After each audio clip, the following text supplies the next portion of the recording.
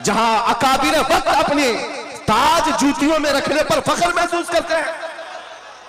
मखदूम अशरफ समनानी किसी छुपे हुए शहजादे का नाम नहीं है, हिंदुस्तान की मांग का नाम है। मांग ना हो तो कोई खूबसूरती नहीं है। महबूबे सिमनानी, शाह सिमना, उस आस्ताने का ये शहजादा सैयद अशरफ, रईस अशरफ। आपको ऐसा लग रहा होगा कि इनकी फजीलत में मैं बयान करने के लिए खड़ा हूं। आमतौर पर मेरी आदत नहीं है, लेकिन मैं हकीकत बोलने का हमेशा आदी हूं। उसकी वजह भी है। अभी नाज़िम इजलास आपसे कह रहे थे, नाज़िम इजलास ये बात कह रहे थे, ये किस तरह से निडर होकर के बात बोलते हैं, मेरी बात नहीं है। आप मुंबई चल करके देखें, मोइनुल मशाइख जिस वक्त चाहे, जिस मामले पर चाहे खुल करके बोलते हैं। या अगर मैं बोलता हूं, बात सिर्फ इतनी है मेरे अजीजों, हक बोलने के लिए खून साफ होना चाहिए और माँ बाप अच्छे होने चाहिए। नारे तकबीर, नारे रिसालत, उर्से सरकार शाह मीरा, मुहाफिज़े नामूसे रिसालत। हलाल खून हो और माँ बाप सही नस्ब के हो। हक बोलने में डर किस बात का है, खौफ किस बात का है? मैं बात इसलिए कह रहा हूं, कोई अगर किसी देहात से, किसी जगह से निकल करके आया हुआ होता, हालात का मारा हुआ होता और आकर के किसी जंगल में कोई घर बनाने की कोशिश कर रहा होता, तो तुम ये कहते बांग्लादेश से आया है बेचारा, बर्मा से आया हुआ है बेचारा। ये उस आस्थाने से आया है जहां वक्त के बादशाह भी अपनी निस्बत पर फख्र करते हैं। शाह सिमना का सैयद रईस अशरफ को क्या कमी थी? क्या माँ बाप कमजोर थे? क्या खानदान कमजोर था? क्या उनके पास नस्ब की कमी थी या दौलत की कमी थी? कुछ न हो करके अगर सब छोड़कर एक जंगल में आकर आबाद होता है, यह आले रसूल की शान है, यह आले रसूल की शान है। इसलिए मैं आपको बिला मुबालगा ये बात कह रहा हूं। मुझे फख्र है इस बात के लिए, क्योंकि मेरे बाप ने बचपन से हमें तीन चीजें सिखाई है जो रसूल पाक की हदीस है। मेरे आका ने फरमाया, अल्लिमू औलादकुम सलासा खिसाल, हुब्ब नबीयिकुम व हुब्ब अहली बैतिही व तिलावतल कुरआन। मेरे आका ने फरमाया, अपने बच्चों को तीन बातें सिखा करके जाना। नंबर एक, अपने नबी की मोहब्बत सिखाओ। नंबर दो, नबी की अहले बैत की मोहब्बत सिखाओ। और नंबर तीन, कुरान पाक सिखा कर जाओ। हमें बचपन से हमारे माँ बाप ने ये तालीम दी है, इसीलिए आप इस चीज को महसूस करें। मेरे लिए जो सरमाया आखिरत है, जिसको मैं समझता हूं, यही वो मिंबर है जहां मेरे इधर भी उधर भी वो सादात बैठे होते हैं जो करंट से ज्यादा मुझे पावर दिया करते हैं। आज आपको क्या लगता है मेरे बाजुओं में जो ताकत नजर आती है, एक ही वजह है, मेरे बाप ने अहले बैत के कदमों में बैठना सिखाया है, उनका एहतराम सिखाया है। और मुझे इस बात पर नाज है, हजारों कोशिशें कर ली दुनिया ने मुझे झुकाने की, मुझे झुकने नहीं देता धर्म ज़हरा के बच्चों। नारे तकबीर, नारे तकबीर, नारे रिसालत, नारे हैदरी।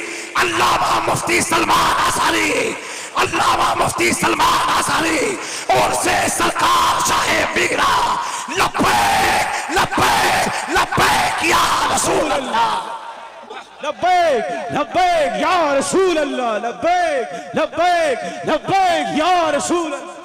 मैं उन चीटरों से कहना चाहता हूं जो अपने जमात में बैठकर गद्दारी करते हो, अगर तुम्हें अहले बैत के चेहरों पर भी निफाक है, इनकी मोहब्बत में तुम्हारे अंदर बुग़्ज़ है, तो फिर अपनी आखिरत का सोचो, अपनी आखिरत का सोचो। किसके पास जाओगे, किसके पास जाओगे?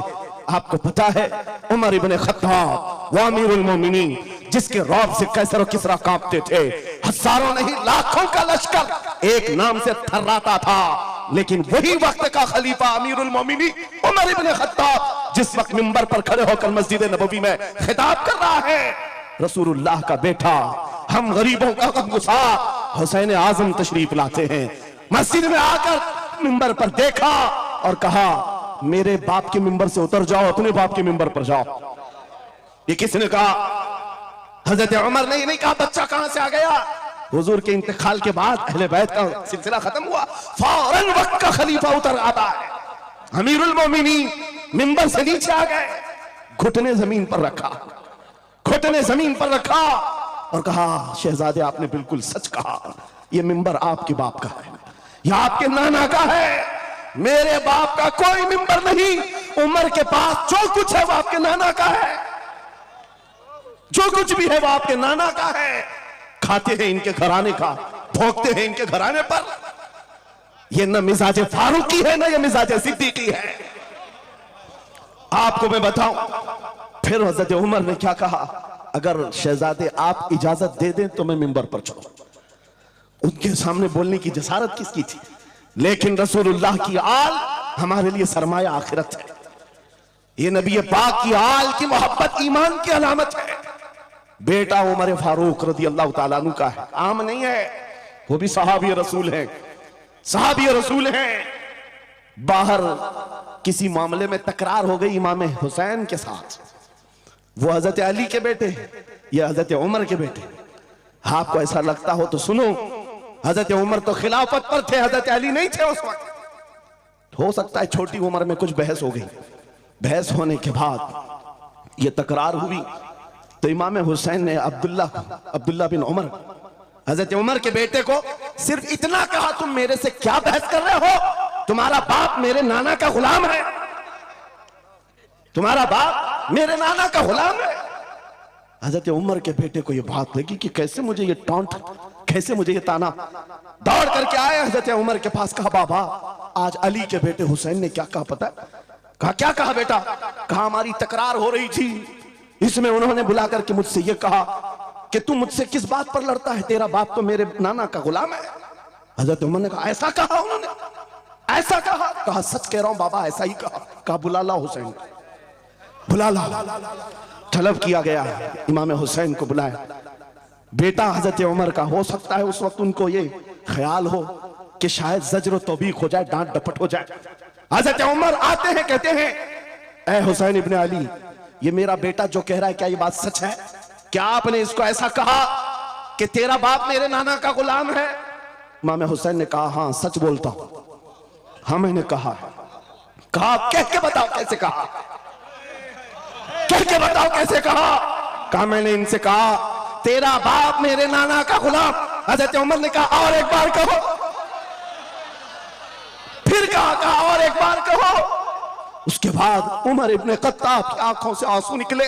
कहा अपने बेटे को क्या बेहतरीन तकरार करके आया है, ये हुसैन यहां गवाही दे रहे हैं, कल क़यामत के दिन ये इतना कह दे मेरी जिंदगी वसूल है।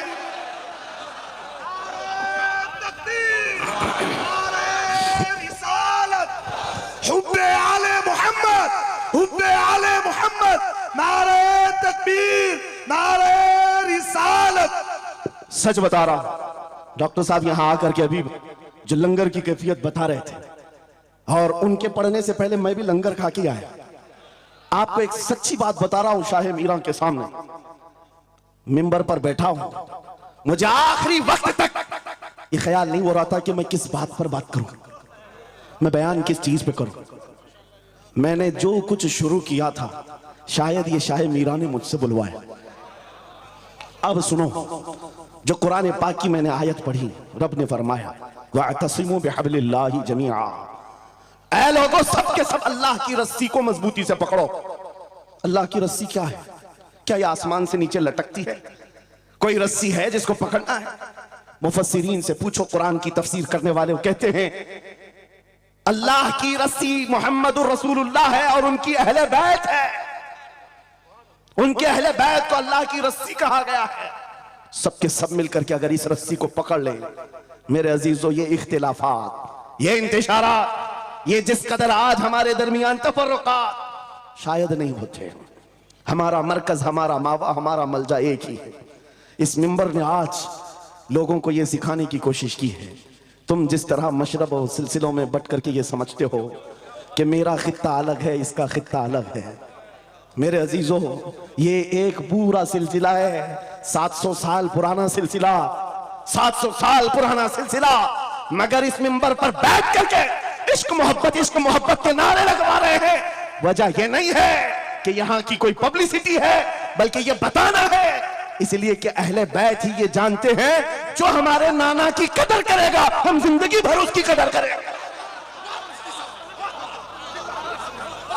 आपको क्या लगता है आला हजरत का नाम, उनके मसलक का नाम रोटी सेकने के लिए लिया जाता है?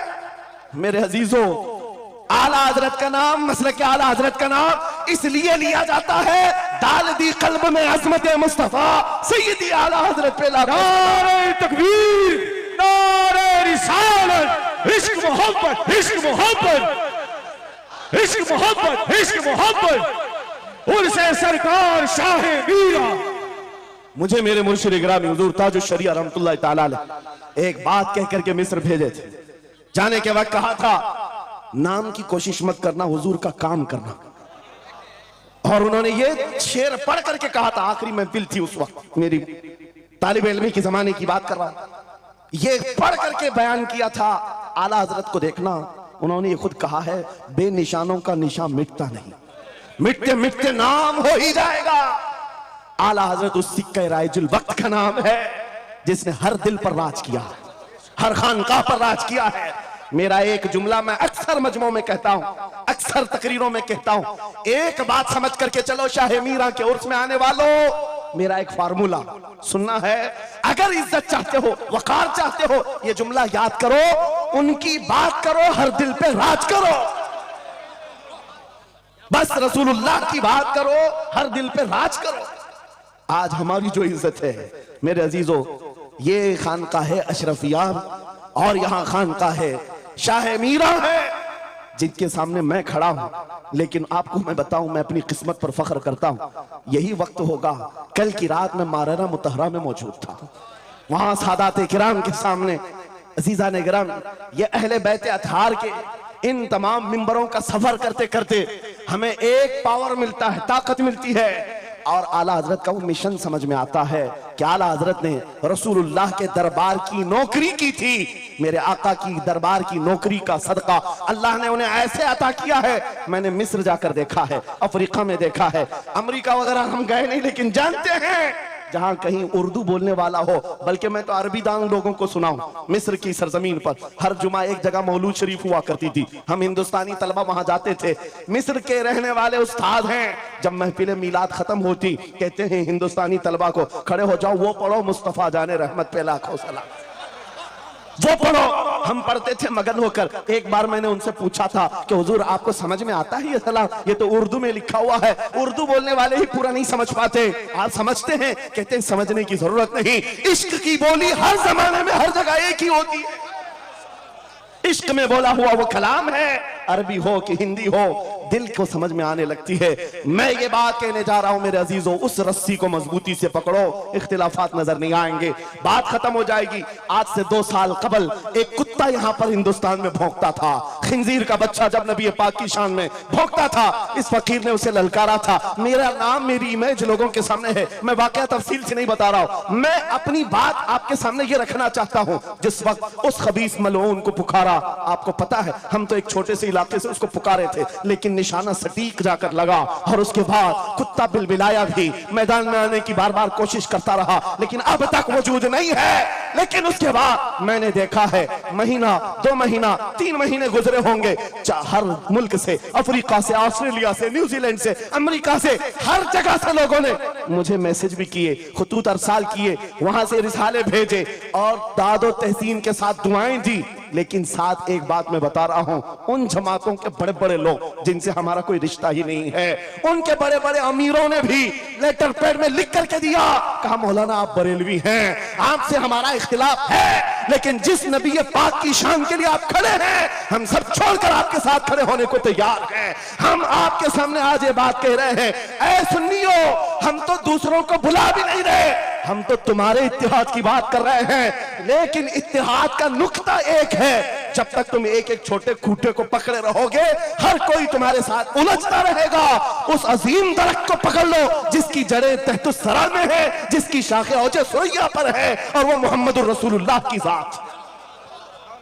उस नाम को मजबूती से पकड़ो जिसको इकबाल ने क्या बेहतरीन अंदाज में बताया, आबरूए मां जनामे मुस्तफास्त, हम सबकी इज्जत आबरू मुस्तफा के नाम से। अगर ये बात पर इत्तिफाक हो जाए, सारी चीजें भूल जाओगे, सारी चीजें भूल जाओगे। मेरे अजीजों, आज मुझे इस बात पर कोई भी आपत्ति नहीं, धरा बराबर भी झिझक नहीं।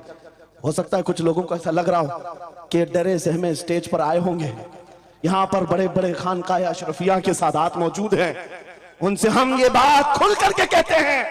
मेरे अजीजों, हम डरे से हमें स्टेजों पर जाने वालों में से नहीं हैं।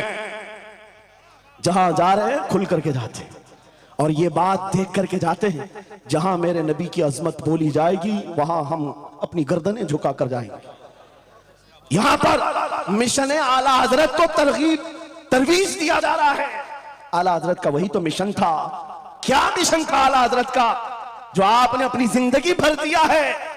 अपने दिल का है उन्हीं से आराम, सौंपे हैं उन्हीं को सबका। लौ लगी है कि उस दर के गुलाम चारे दर्द रजा करते हैं। आला हजरत फाजिल बरेलवी का वो मिशन यहां से दिया जा रहा है। मैं यहां से एक मजबूत मैसेज देना चाहता हूं। हमारे सारे सिलसिले या हमारी अजमत के लिए, हमारी जीनत के लिए, लेकिन सारे सिलसिलों की इंतहा मदीना तैयबा है। सारे सिलसिलों की इंतहा मदीना तैयबा है। तुम्हारा पीर जितना भी बड़ा हो, देखने में बहुत बड़ा भी दिखता हो, लंबा चौड़ा जुब्बा पहनता हो, बड़ा अमामा भी पहनता हो, सब कुछ हो, लेकिन अगर नबी का वफादार नहीं तो वो कुत्ते से जलील है। पीर नहीं हो, कुत्ते से जलील है। और अगर तुम्हारा पीर पैबंद लगे, कपड़े उलझे फाल में है, लेकिन उसके सामने बैठो तो नबी की याद आने लगे, ये सिलसिला हक्का की अलामत है। हुजूर पाक सल्लल्लाहु तआला अलैहि वसल्लम हमारा महवर है, मेयार है। तुम जहां कहीं जाकर के आओ, घूम करके आओ, इस बात पर तुम्हें आज जमा होना चाहिए। इस बात पर जमा होना चाहिए। हुजूर पाक सल्लल्लाहु अलैहि वसल्लम की अजमत बोलो, हर दिल पर राज करो। आज सदियां बीत गई, एक कलाम सबको याद है। अभी मैं आपको बताऊं, 2 साल पहले किस कुत्ते ने क्या भौंका हुजूर की शान में, लोग भूल गए। हो सकता है, और भूलना भी चाहिए, याद रखने की चीज ही नहीं। आपको तो थोड़ा बहुत याद होगा, दिल्ली से भोंकता था, कोई लखनऊ से भोंकता था, नबी की शान में गुस्ताखी करता था। ये तो तुम्हारे जमाने की बात कह रहा हूं। 2 साल में भूल गए, लेकिन 1400 साल पहले आशिक़ रसूल ने कहा था, वह अहसनु मिन कलम तरक़त आइनी व अजमलु मिन कलम तलिदिन निसाउ खुलिक़त मुबर्रअन मिन कुल्लि आइबिन कअन्नका कद खुलिक़त कमा तशाउ। हसन बिन साबित रसूलुल्लाह के सहाबी हैं, हुजूर को देखकर कहा था, आपसे ज्यादा हसीन मेरी आंखों ने देखा नहीं, आपसे ज्यादा खूबसूरत किसी माँ ने जना नहीं। ये कलाम आज भी गूंजता है, हर एक को पता है। पता ये चला, नबी की अजमत बोलने वाला हमेशा जिंदा रहता है और भौंकने वाला मौसम के कीड़ों की तरह गायब होता है, खत्म हो जाता है। इसलिए कौन सी जिंदगी चाहिए, देख लो। आपके सामने मिसालें हैं, इसलिए मैं जिक्र करता हूं, वरना मैं अपने ये मुकद्दस स्टेज गलीज लोगों के जिक्र से नापाक भी नहीं करना चाहता, किसी के नाम लेकर के, वरना डर की बात नहीं, डर से नहीं।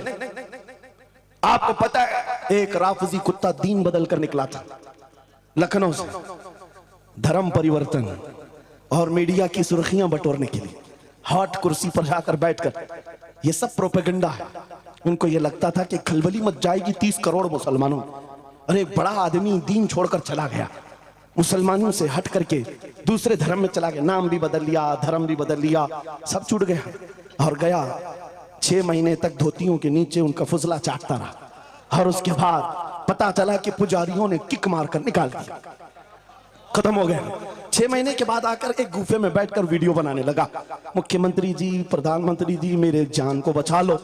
6 महीने में ही तुम्हारा ये हशर हो गया। धोबी का कुत्ता, ना घर का ना घाट का। 100 साल पहले आला हजरत ने फरमाया था, या रसूल अल्लाह, जो तेरे दर से यार फिरते हैं, दर बदर यूं ही खार फिरते हैं। नारे तकबीर, नारे रिसालत, अज़मते मुस्तफा, लब्बैक लब्बैक लब्बैक या रसूल अल्लाह, लब्बैक लब्बैक लब्बैक या रसूल अल्लाह। बस ये दौलत तुम्हारे अंदर आ जाए, जब मिंबरों के करीब हो जाओ, जब कभी मसाजिद या खानकाहों के करीब हो जाओ। औलिया कामिलीन का अदब अपनी जगह पर, वो असल नहीं है, असल वो रसूलुल्लाह की जात। मौलाना रोम फरमाते हैं, मौलाना जलालुद्दीन रूमी औलिया के बारे में कहते हैं कि कुछ लोग ये समझ बैठते हैं कि औलिया हमारे पीराने इज़ाम। मेरे अजीजों, ये जरिया है नबी तक पहुंचाने का, और अगर कोई पीर तुमको रसूलुल्लाह तक नहीं पहुंचा रहा है तो फिर वो 2 नंबर वाला है। वो हुजूर की अजमत नहीं बताता, हुजूर तक नहीं ले जाता, वो 2 नंबर का है, झूठा है। मौलाना रोम फरमाते हैं, शीशे पर कभी दिन के वक्त सूरज की रोशनी पड़ती है, और शीशे को तुम जिधर घुमाओ सामने भी रोशनी पड़ती। बचपन में हम करते थे, छोटा सा शीशा लेते, सूरज को दिखाते और उस पर रोशनी आती है, जिधर भी करो इधर उधर रोशनी जाती रहती है। मौलाना जलालुद्दीन फरमाते हैं वो जो जमीन पर इधर उधर रोशनी घूम रही है वो शीशे की रोशनी नहीं है, धोखा मत खाना, ये सूरज की रोशनी है। सूरज की रोशनी जो शीशे पर पड़ी और ये शीशा जिधर घूमा उधर रोशनी। इसलिए याद रखना, पूरी जमीन पर जितने औलिया कामिलीन हैं ये शीशे के मानिंद हैं। इनके दिलों पर जो रोशनी पड़ती है वो मदीना तैयबा गुंबद खजरा से आती है और ये फिर जिस तरफ जाते हैं उस तरफ रोशनियां होती हैं। लेकिन साथ में तुम्हें ये याद रखना कि ये रोशनियां असल नहीं, इनके कल्ब पर जो रोशनी पड़ रही है वो गुंबद खजरा से आ रही है। बस वो असल चीज को मजबूती से पकड़ो। कुरान यही कहता है वातसिमू बिहब्लिल्लाहि जमीआ, अल्लाह की रस्सी को मजबूती से पकड़ लो। आप रुए माजना में मुस्तफास, उनके जो हम गुलाम थे खल्क के पेशवा रहे, उनसे फिरे जहां फिरा फिराई कमी वखार में। सबब कुछ और है जिसे तू खुद समझता है, सवाल बंदे मोमिन का बेजरी से नहीं। इकबाल ने कितने अच्छे अंदाज में ये मैसेज दिया था। आपको एक बात मैं बताऊं, पेट में दर्द हो रहा है और आपको पता है किसी को भी अल्लाह ना करे कैंसर है, लेकिन फिर भी वो छुपाते हुए ये कह रहा नहीं गैस हुआ है, हाँ एसिडिटी हुई है, चूरन खाए घूम रहा है। अरे बड़ी बीमारी है, तुझे पता है अगर तो खुल करके इलाज कर ले। इकबाल कहते सबब कुछ और है जिसे तू खुद समझता। तुमको मालूम है हमारे जवाल का सबब क्या है, तुमको सबको मालूम है, बोलते क्यों नहीं? फिर रोते हो सियासत नहीं है, क़ियादत नहीं है, जमात नहीं है, एजुकेशन नहीं है, ये सब तो गाते रहते हो, ये सब चीजें नहीं है। असल सबब कुछ और है जिसे तू खुद समझता है। बहुत बारीक बात पर इकबाल ने निशाना रखा, जवाल बंदे मोमिन का बेजरी से नहीं। फिर इकबाल से ही हमने पूछा फिर वो है क्या सबब, क्या है वो सबब? इकबाल ने कहा उनके जो हम गुलाम थे खल्क के पेशवा रहे, यही है जिससे तू दूर हुआ और फिर आज जलील हुआ। सबब कुछ और है जिसे तू खुद समझता है। आ जाओ नौजवानों, उस सबब को हम हल करते हैं। 10 साल के करीब यूरोप की गलियां छान मारते हुए इकबाल वापस अपने वतन आया। वहां के यूरोपियन को देखा, उनके साइंस, उनके रियाजी, उनके फिजिक्स, उनके ज्योग्राफी, सब चीजों को देखा और कहता है मैं तो ढूंढ रहा था मेरी कौम की इज्जत कहां है, मेरी कौम की बुलंदी कहां है। 10 साल के बाद जब वापस आया, लोगों ने पूछा क्या मिला अपनी कौम की इज्जत का राज? इकबाल ने कहा मैं बहुत गौर से देखता रहा और फिर इस नतीजे पर पहुंचा मेरी कौम के उरूज और इर्तिका बुलंदी का एक ही राज है कि मोहम्मद से वफा तूने, तो हम तेरे हैं, ये जहां चीज है काला हो कलम तेरे। ये उस वक्त इकबाल ने कहा था। और फिर मेरे अजीजों, इस बात को आज मैं दोहरा रहा हूं, एक बात अभी भी मैं नाउमीद नहीं हूं, सुन्नियों की ये कसरत। और जब आप तुम्हारे जोशो जज्बे, ये नात खानी जो है ये कोई हमारे यहाँ एक फॉर्मेलिटी नहीं है, इन नातों से तुम्हारे दिलों को इतना गर्म किया जाता है आपको खुद अंदाजा नहीं होता। सुभान अल्लाह, आपको अंदाजा नहीं है।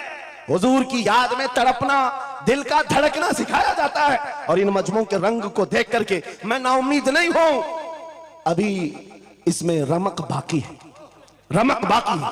अभी मैं कहता हूं अशहदु अन्ना मुहम्मद रसूलुल्लाह सल्लल्लाहु अलैहि वसल्लम, इधर बैठे हुए भी सामने वाले भी अंगूठा चूम रहे हैं। मैंने नाम मेरे मुस्तफा का लिया, लेकिन कहा क्या मैंने आपको कि आप भी चूमो? किसने कहा आपको कि अंगूठों का बोसा लेकर आंखों से लगाओ? किसने कहा?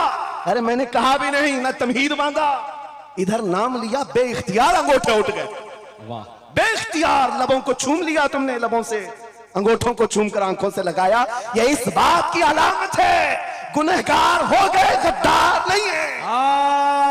नारे तकबीर, नारे रिसालत, नारे हैदरी, उर्से सरकार शाहे मीरा, मुहाफिजे से रिसालत। मरे हुए लोगों से क्या खिताब किया जाए? जिंदगी बाकी है, इसीलिए तो घूम घूम कर आपसे खिताब कर रहे हैं। और इस उम्मीद के साथ कि इकबाल ने यह भी कहा था कि निकल कर सहरा से जिसने उलट दिया था तख्ते रोमा को, सुना है कुदसियों से मैंने कि वो शेर फिर होशियार होगा। इकबाल की बात सुनो, कह रहा है पहले जमाने में सहरा से निकले थे सहाबा, पैरों में चप्पल नहीं थे, पैबंद लगे कपड़े, तलवारें टूटी हुई, लेकिन जब निकले थे तो रोमन एम्पायर को भी धूल चटा दिया था, पर्शियन एम्पायर को भी परख से उड़ा दिए थे, दो सुपर पावर ताकतों को नाकों तले छने छबवा दिए। ये तारीख में मौजूद है, मिटाने से नहीं मिटेगा। इकबाल ये कहता है ये जो हालात हुए थे ये देखकर मुझे अंदाजा है वो दिन आएगा मोहम्मद अरबी का शेर फिर होशियार होगा। हम वो होशियार करना चाहते हैं। ये नहीं कि मैं कहता कि हम हैं, ये हैं, वो हैं। खुदा किसी भी दिन, किसी भी जमात में, किसी भी इलाके में एक दिन सलाहुद्दीन को जरूर पैदा करेगा और फिर वो आएगा, इनकलाब लाएगा। हम ना उम्मीद नहीं है खुदा की रहमत से, बार बार आपको जगा रहे हैं। और जब तक ये दौलत मोहब्बत मुस्तफा मौजूद है, मेरा ये यकीन है कि हमें हजारों ताकतें मिलकर के मिटा नहीं सकेंगी, नहीं मिटा सकेंगे। ये दौलत लासवाल तुम्हारे पास मौजूद है। आप नहीं देखते आज हालात बड़े खराब हैं। डॉक्टर साहब हमारे मेहमान हैं, लेकिन आपको पता है यहां के हालात, इनके ही पड़ोसी बल्कि इनकी बिरादरी के लोग जो नात खां हैं, मशहूर नात खां, हमसे पूछ रहे थे कि मौलाना आप जो है कुफार और मुशरिकीन के नरगे में हैं और वहां पर आप इस तरह से बोलते हैं, कैसे बोलते हैं? मैंने उस वक्त बगदाद मुकद्दसा में उनसे अर्ज किया था, क्यों दबे जिस पे हिमायत का हो पंजा तेरा, क्यों दबे जिस पे हिमायत का हो पंजा तेरा, शेर को खतरे में लाता नहीं कुत्ता तेरा। हाँ हम तादाद में कम हैं, हम तादाद में कम हैं और बड़े हालात के मारे हुए हैं, लेकिन हमें अपनी तारीख याद है। बदर में भी तादाद कम थी, उहद में भी तादाद कम थी और सबसे बड़ी तादाद तो करबला में कम थी, लेकिन फतह का झंडा आज भी करबला वालों का ही ले रहा है। सुभान अल्लाह। तादाद माने नहीं रखती। कभी मत जाना इन सब मामलात पर। आज जो ढकोसले पैदा किए जाते, तुम्हें मुर्दा किया जा रहा है। कुछ मत बोलो, हालात बड़े खराब हैं। इनसे पूछो तुम्हारे बाप दादा के जमाने में हालात अच्छे थे, वो भी कहेंगे हालात उस वक्त भी खराब थे, उस वक्त भी खराब थे। अरे सुबह अजल की बात कर रहा हूं। इस्लाम का सूरज तुलू हुआ कि मक्का के हालात खराब ही थे, मदीने हुजूर हिजरत करके गए, हालात खराब ही थे। मैं आपको बताऊं, मेरी फिक्र करने वाले उलमा बड़े बड़े सादा, बहुत दुआ करते हैं, लेकिन साथ में ये भी कहते थोड़ा सा एहतियात से। क्या आपका होना यहां कौम के लिए जरूरी, इफादा इस्तिफादा लोगों का चलता रहेगा, फायदा होता रहे। मैं एक बात कहता हूं, मैं तो बहुत छोटा सा, बल्कि मैं कोई घास के लायक भी नहीं।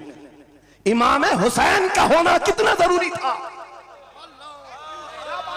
सहाबा कराम के जमाने में अहले बैत का वो सबसे बड़ा चेहरा इमाम हुसैन का होना जरूरी था कि नहीं था? उस वक्त भी ये कहा था सहाबा ने, मक्का से जब करबला जा रहा था ये काफिला, हाथ जोड़कर कहा था मौला हुसैन मत जाएं, आप रसूलुल्लाह की निशानी है, आप मत जाएं, आपसे खल्के खुदा को फायदा होगा।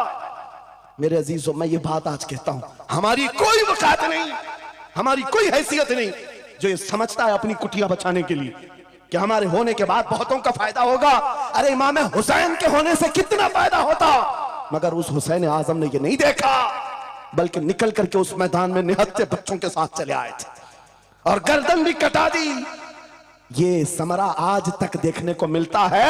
इस्लाम जिंदा होता है हर करबला के बाद। सुभान अल्लाह। इमाम हुसैन ने अजीम उस रुखसत पर नहीं अमल किया था, अजीमत का रास्ता इख्तियार किया, चले आए।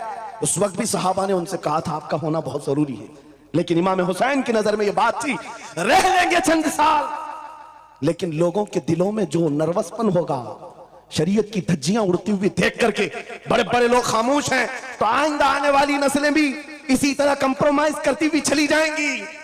मेरे अजीजों, मैं आज खुल करके बताता हूं, मेरी पुष्ट पनाही करने के लिए बड़े बड़े उलमा मौजूद है, एक भी हुकूमत का कुत्ता नहीं है और ना ही जरूरत है।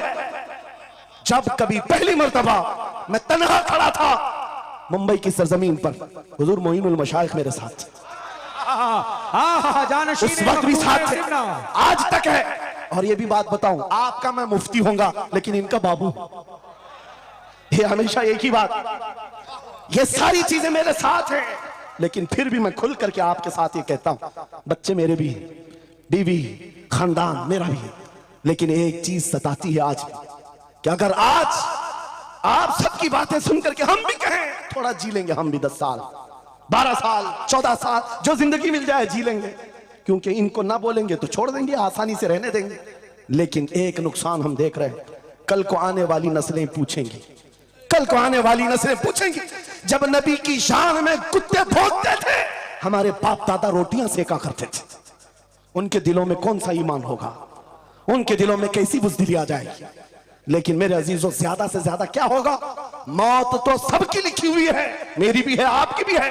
किसी दिन बिस्तर पर पांव रगड़ कर मर जाएंगे, लेकिन हम ये सोचते हैं जब मरना मुकद्दर है ही, यूं भी तो किसी दिन दुनिया से जाना है, नबी पाक का नाम बुलंद करके जाएंगे। नस्लें इस बात के लिए सीना चौड़ा करके कहेंगी, नहीं, सारे अगर कुत्ते भौंक रहे थे, मेरा बाप मेरा दादा नबी की शान में अज़मत रिसालत के दिफा के लिए तन्हा खड़ा था या उलमा में से कोई खड़ा था, उनके फख्र के लिए इतनी बात काफी है और उनके ईमान की हिफाजत के लिए इतनी बात काफी है। सुभान अल्लाह, सुभान अल्लाह।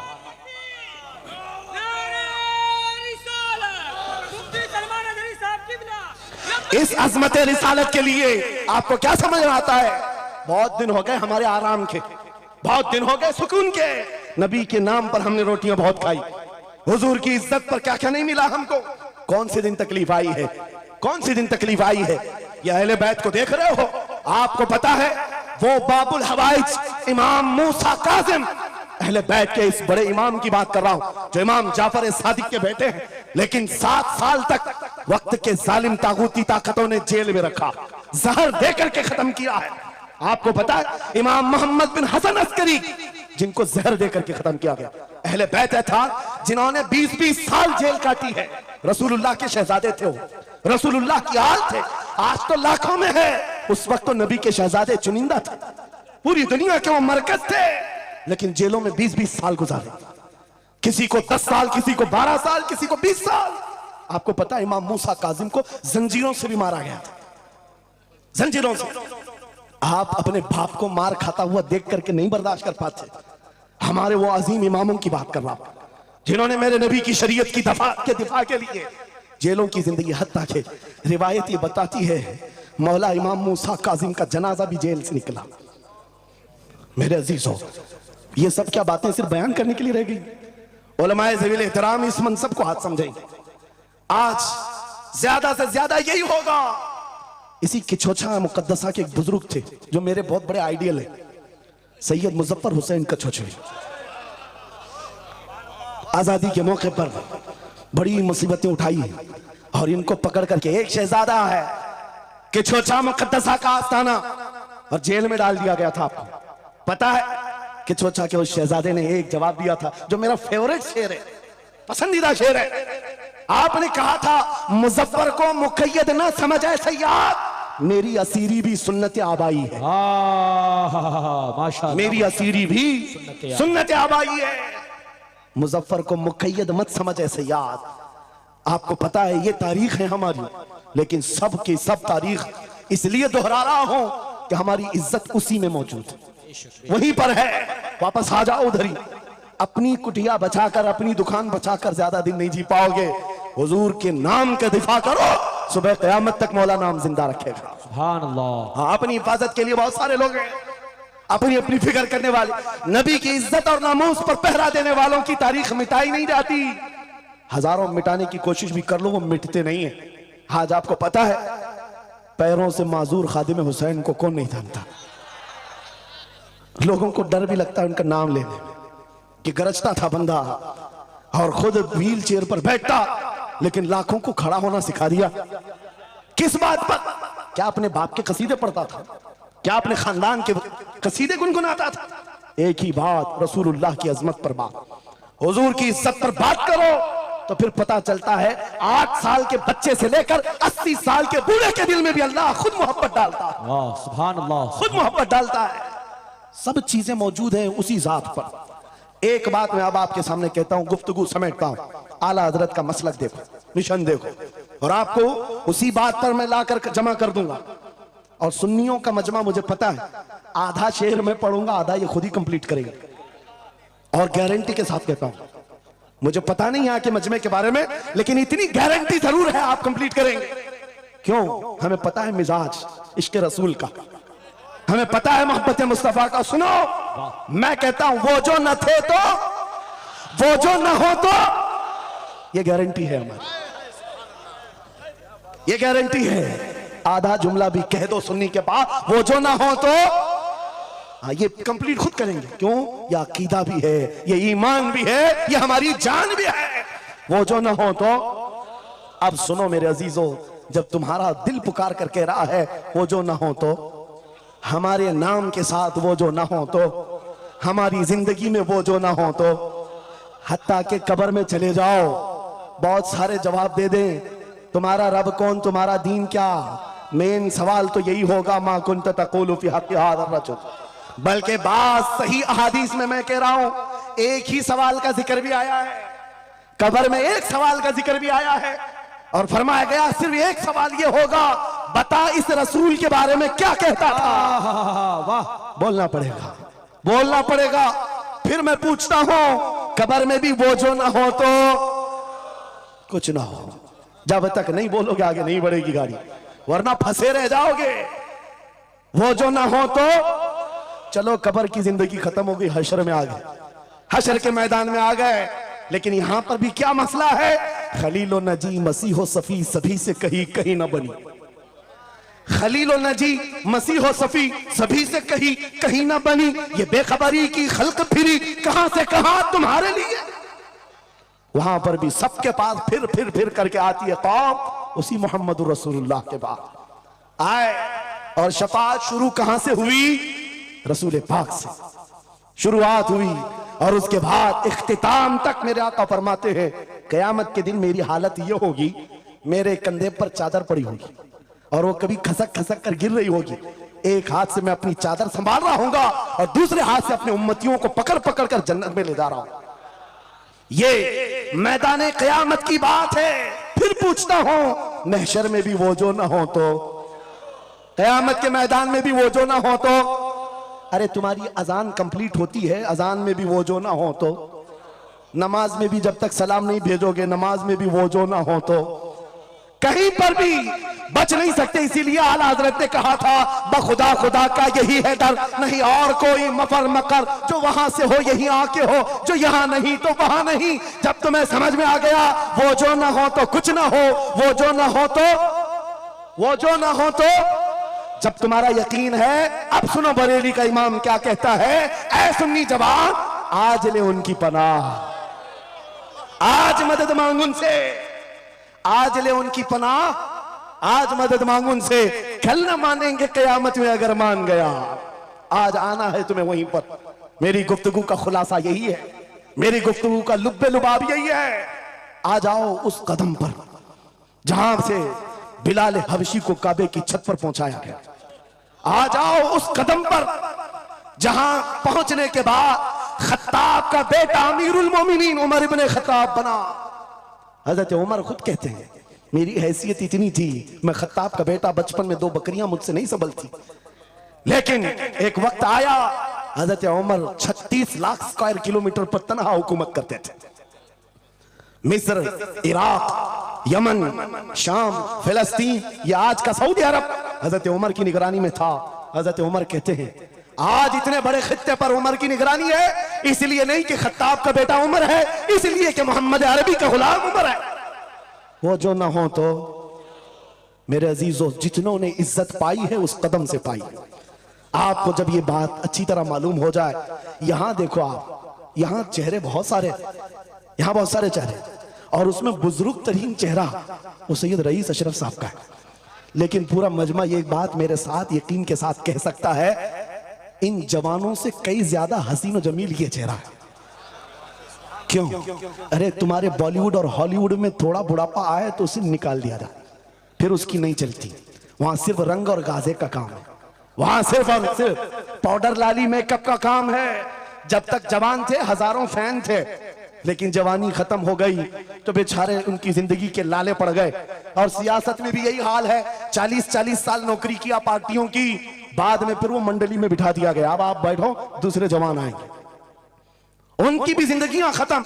लेकिन एक बात है, नबी पाक का जो गुलाम होता है वो 80 साल का भी हो जाए उसके अंदर ना पुरानापन आता है ना बुढ़ापा आता है। सुभान अल्लाह। इज्जत वैसी ही बरकरार है, खूबसूरती वैसी ही है, 80 साल का हो कि 90 साल का हो। अरे 75 साल की उम्र में हमने हुजूर ताजुश शरिया को देखा है, और जिन आंखों ने उन्हें देखा होगा वह इस बात की गवाही देते हैं, 1,00,000 खूबसूरत जवानों को एक तरफ रखो और एक तरफ ताजुश शरिया, और देखने वाले की निगाहों को टटोल कर देखना, वो 1,00,000 की तरफ नहीं, इस 75 साला उस अजीम हुस्न को देखने में मत होगा जो हुस्न पाउडर और लाली का नहीं है, इश्क मुस्तफा से मिला हुआ।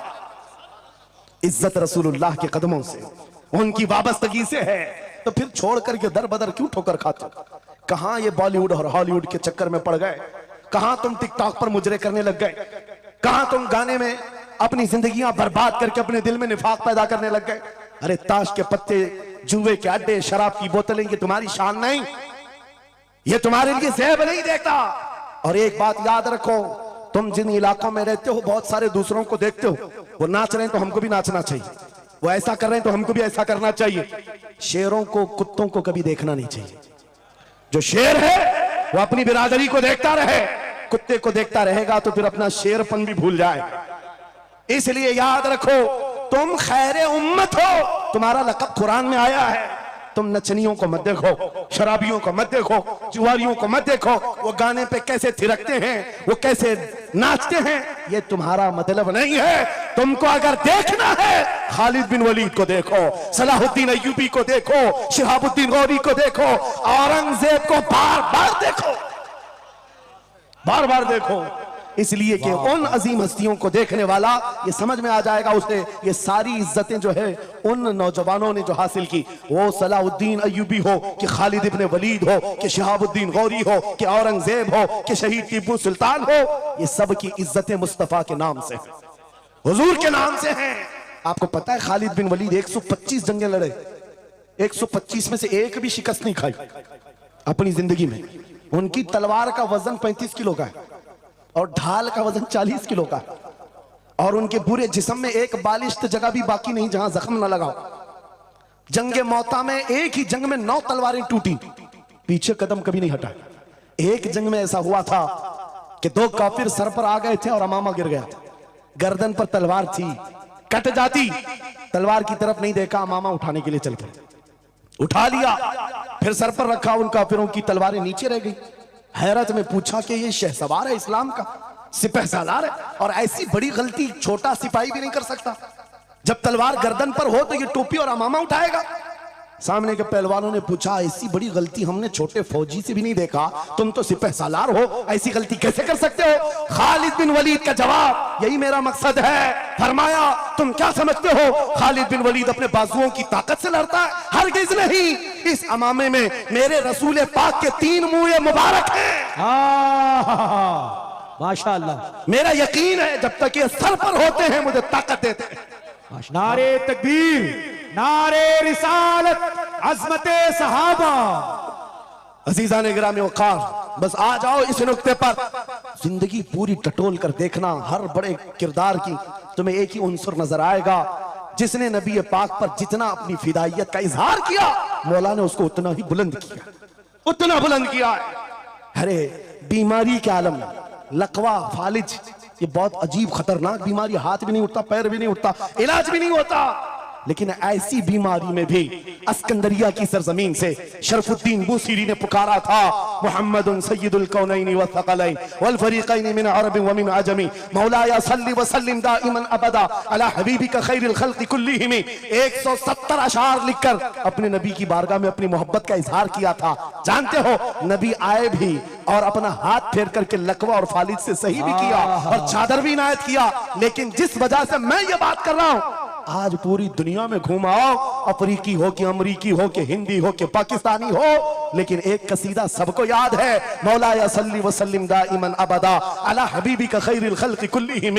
मैंने बहुत तहकीक करके देखा, शरफुद्दीन बूसीरी का ये कसीदा अक्सर को समझ में नहीं आता, लेकिन गुनगुनाता हर कोई है, पढ़ता हर कोई है। पता ये चला कमाल बूसीरी का नहीं है, जो नबी की अजमत बोलता है मौला उसे सलामत रखता है, सुभान अल्लाह, जिंदा रखता है। आला हजरत जिंदगी भर मेरे नबी का नाम लेते रहे, आज मजमू में उनका नारा है, हमारे मजमे उनके नारे के बगैर कंप्लीट भी नहीं होते। हम में से कौन देखा हुआ है आला हजरत? कोई नहीं देखा हुआ है, लेकिन हुजूर के इश्क की बुनियाद पर हर जगह ये चर्चा है। इसीलिए मेरे अजीजों, आओ खिराज अकीदत पेश करते हैं उस बारगाहे मुस्तफा में, और इस बात का अज़्म करके चलेंगे, ये तमाम इख्तिलाफात हटा दो, खत्म कर दो, एक चीज पर जमा हो जाते हैं, जो चीज रसूलुल्लाह ने सहाबा में डाली थी। हजरत बिलाल हबशी को सुना है? जानते हैं ना? हबशी थे, काले थे, चौड़े होंठ वाले, चौड़ी नाक वाले जो हबशी होते हैं उनको हबशी कहा जाता है। हजरत बिलाल हबशी थे और एक साहबी हजरत अबू जर, इन दोनों के दरमियान झगड़ा हो गया, छोटा सा झगड़ा। झगड़े के दरमियान हजरत अबू जर ने सिर्फ इतना कहा, या उम्मत सौदा, या इब्न उम्मत सौदा, ऐ काली मां के बेटे। हजरत बिलाल को इतना कहा, काली मां के बेटे। हजरत बिलाल को यह बात लग गई और दिल में ये बात रखा और हुजूर की बारगाह में आकर कहा, या रसूल अल्लाह, दिल दुखता है। कहा क्यों? अबू जर ने आज कहा, ऐ काली मां के बेटे। हुजूर जलाल में आए, मस्जिद में आए, मिंबर पर आए, कहा बुलाओ अबू जर। आए और हुजूर पाक सल्लल्लाहु अलैहि वसल्लम ने डायरेक्ट जो फरमाया, हदीस के अल्फाज हैं, अफीकल जाहिलिया, क्या अभी भी तुम्हारे अंदर जमाने जहालत की बुराइयां हैं? 3 बार कहा और उसके बाद हुजूर गजबनाक होकर जैसे ही अंदर गए, हजरत अबू जर तड़पने लग गए, बेकरारी। दौड़ करके आए, हजरत बिलाल का हाथ पकड़ा, कहां है बिलाल? हजरत बिलाल मिल गए तो हाथ पकड़ करके ले आए। मैं किस लिए कह रहा हूं, कान खोल के सुन। छोटी छोटी बातों पर मशाइख से उलझ जाते हो, बड़ों को आज बदतमीजी के साथ बात करते हो। साहबा में हुजूर ने जो मोहब्बत डाली थी किस बुनियाद पर? हजरत बिलाल का हाथ पकड़कर हजरत अबू जर ले आए मस्जिद में। कहा बिलाल, गलती हो गई, मैंने तुमको इब्न उम्मी सौदा कहा, काली मां का बेटा कहा। हजरत बिलाल कहते वो बात हो गई, खत्म हो गई। कहा नहीं, खत्म नहीं हुई, मेरे नबी नाराज हैं, आका नाराज हैं। फिर क्या किया? हजरत बिलाल ने कहा मैंने माफ कर दी। हजरत अबू जर कहते हैं ऐसे नहीं, ऐसे नहीं। हजरत अबू जर नीचे जमीन पर सो गए। कहा बिलाल, तुम अपना ये काला पांव, इसका तलवा मेरे चेहरे पर रगड़ो, चेहरे पर रगड़ो, ताकि मुझे एहसास हो कि मैंने किससे उलझा है, किससे उलझा है। अपने आप को नीचे लिटा दिया। कहा बिलाल, अपना पांव मेरे चेहरे पर रखो, एहसास जब हो जाए नबी के गुलामों। हजरत बिलाल कंधे पकड़कर उठाते हैं। कहा अबू जर क्या कर रहे हो? मेरा पांव तुम्हारे चेहरे पर? अल्लाह कभी ना करे, आओ सीने से सीना मिलाओ, मैं जिसका गुलाम हूं उसके तुम भी गुलाम हो। सुभान अल्लाह। यह उनकी इज्जतें थी। एक ही महवर था वो नबी पाक की इज्जत, एक ही मरकज था। काश वो चीज अगर आज आ जाए, ये सब भूल जाएंगे इख्तिलाफात। असल बात ये, जहालत इतनी भरी हुई है, ये छोटे छोटे तबकों में बैठ करके पता नहीं किसको किसको कोसते रह जाते हैं। अरे जिसको बोलना हो उसको बोलने से पहले इतना तो सोचो, नबी की बात करता है, हुजूर का गुलाम है, आशिक रसूल है। लेकिन एक बात, तुम खराबियां छोटी सी भी पा लेते हो तो चर्चा करते हो, इतना चर्चा करते हो। क्या ये फरिश्ते हैं? हर एक से गलतियां हैं, हर एक की गलतियां हैं। जितना चर्चा एक गलती को लेकर करते हो, कसम खुदा की बताओ, अपने दिल पर हाथ रखकर उसकी एक अच्छाई मिले तो क्या इतना चर्चा करते हो? क्यों नहीं करते? इसका मतलब है दिल बीमार है तुम्हारा, जाती हसद है जिसको लेकर